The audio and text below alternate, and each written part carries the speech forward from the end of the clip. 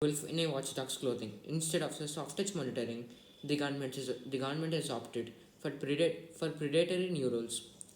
The new rules introduced by the center last week to regulate all types of digital platforms with the idea of redressing user grievances and ensuring compliance with the law are deeply unsettling, as they will end up giving government a good deal for leverage over online new publishers and intermediaries. So recently in the last week, the central government of India, it has introduced some new rules, and these new rules are to correct some problems with the are to collect some problems with are to collect some problems in the digital platforms with some users, and they're also for bringing those digital platforms with compliance to the law. Uh, so these rules are only for two reasons. Um, um, uh, they are for bringing they are for bringing some of the digital platforms into the compliance to the law, or according to the law. And the second one is to correct some problems which were addressed by some people. And these laws are deeply unsettling. Means these laws, they could not be stable for more time, because as they will end up giving the government a good deal of leverages over the online news publishers and intermediaries. This holds troubling implications for freedom of expression and right to information.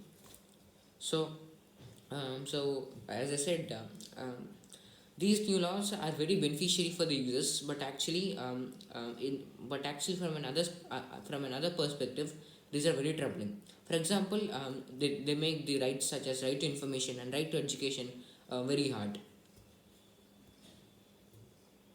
Electronics and IT Minister Ravi Shankar Prasad, by launching the Information Technology guidelines for intermediaries and digital media ethics code rules 2021, presented in a presented it as a soft touch oversight mechanism.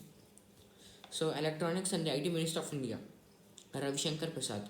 So when he launched the information technology rules 2001, a form of act, when he launched that, he presented it. He told that it is a soft touch monitoring, it is a soft touch oversight mechanism. So he described the law as a soft touch oversight mechanism. So and what he basically means by that is that this law it kind of forecasts the future, and it kind of predicts the future, and takes the required action for that. A government press note termed it progressive and liberal. So a government press note. Some of the people of media have described it as um, progressive and liberal. It also claimed the rules seek to address it also claimed the rules seek to address people's varied concerns while removing any misapprehension about curbing creativity and freedom of speech and expression. It also claimed that it also claimed that the rules seek to address people's varied concerns. So um, when the minister of IT and IT and technology launched that, he also said that the main aim of this law is to clear the problems of the people with some of the digital platforms.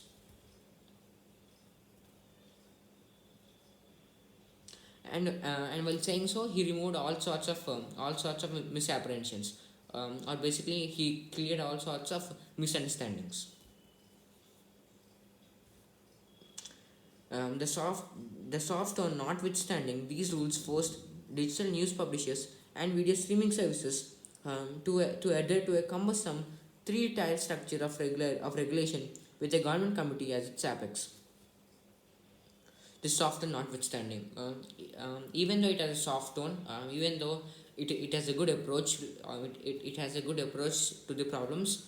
Um, these rules forced digital news publishers and video streaming services to come.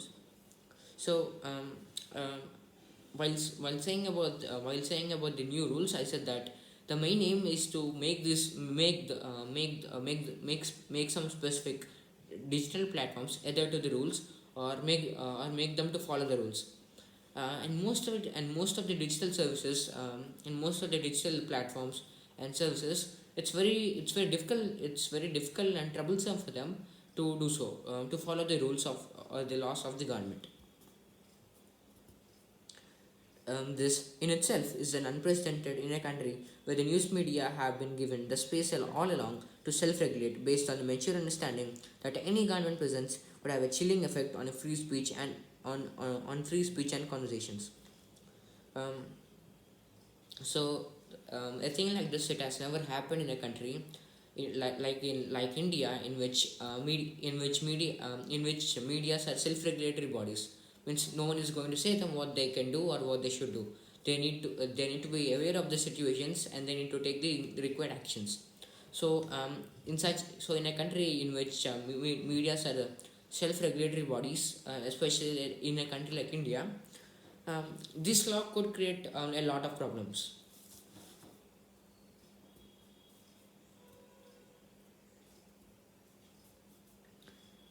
That the news rules pertain only to digital news media and not to the whole of the news media hardly provides comfort, as the former is increasingly becoming a prime source of news and views. So um, these new rules, they're only applicable for the digital news platforms, only for TV channels, only for radios, for and etc. Only digital, whatever it is. And these are not applicable for physical types of news such as newspapers, articles, magazines. So it only even for so even though the aim of these laws are to provide comfort and to address the problems which were mentioned by some of the users, these still create a these rules still create a new problem for the users. Further, it is of significant concern that purview of the IET Act 2000 has been expanded to bring digital news media under its regulatory ambit without legislative action, which digital liberties organizations such as the Internet Freedom Foundation have flagged. Further, it is further these new rules um, um, the law of the IT Act law, which was launched in 2000, if we give some importance to it, we'll understand that these new rules has been extended to bring digital engagement. So the main function of this IT Act, which was launched in 2000, uh, was to was to control digital news media platforms, without forcing or punishing them according to the law, which digital liberties organizations such as the Internet Freedom Foundation have flagged. Um, and and the digital news and the digital news media platforms, they clearly they evidently didn't follow it. So they become fragments. They kind of become very weak on that subject, very weak on following the laws of the government, and they didn't even follow the IT Act, which was launched in 2000, which is actually favorable to them because it doesn't offer any punishment from the law. The three-tier regulatory mechanism will seek to redress complaints with respect to digital platforms' adherence to a code of ethics, which, among other things, include the norms of journalistic conduct complied by the Press Council of India.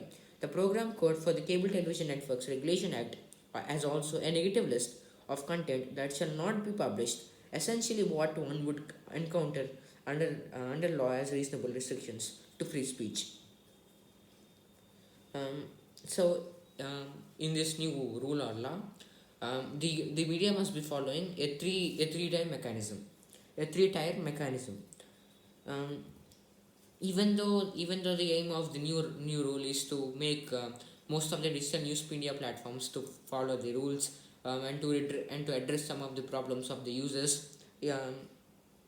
Um, and one more piece of information is that, um, when the author said that, this new rule is to make the digital platforms follow the rules or laws of governments. He particularly mentioned that they need to follow the code of ethics, which among other things include the norms of journalistic conduct. So they should follow all the norms of the journalistic conduct, um, and these were given by the Press Council of India. While there is not much that is wrong with the code of ethics per se, what is problematic is that it will take little to bring this regulatory mechanism to vicious life. So there is not much of a problem with the aims. There is not a problem with the in following the norms of journalistic conduct, but there is some problem, but there is one problem, and the problem is that to get habituated to this new style or a new trend of the media regulation, it's very hard. According to the new rules, any person having a grievance regarding content published by publisher in relation to the code of ethics may furnish his grievance on grievance mechanism established by the publisher. So suppose that I'm a consumer, and someone else is a publisher. So if he publishes something that I don't like, or that is completely against me or insults me, um, I can send my grievances to him, and he will hopefully clear it. So literally anyone could force a digital platform to take up an issue. So you see how this is, right. For example, if someone gets something against themselves, even though if what they see is true or right, if it's still against them, or if they are still insulted by the truth, then obviously they'll be offended, and they can find a complaint on their grievances. So if everyone does this, as because everyone, literally everyone can do it. So this poses great difficulties. If there is no resolution, or if the complainant is dissatisfied, this can be escalated to a self-regulating body of publishers. This can then be escalated to the highest level, the government's oversight mechanism. If the publisher, if he doesn't satisfy if he doesn't satisfy the needs of the users or consumers, this complaint could be taken into next level, near the self-regulating body members. Then if even they don't clear it, this can even be taken in near the central government, which is known as the government's oversight mechanism. Apart from imposing a complaints burden on digital publishers, many small entities, this also opens the floodgates for all kinds of interventions. The potential for misuse is enormous. So this new rule, it not only poses problems for the digital platforms, and but also for the users, and also for the most importantly, the loop of the users and the publishers, um, because the opportunities or the chances of misusing this new rule is very high, because literally anyone could file a complaint against any piece of information that they hear or see. Thank you.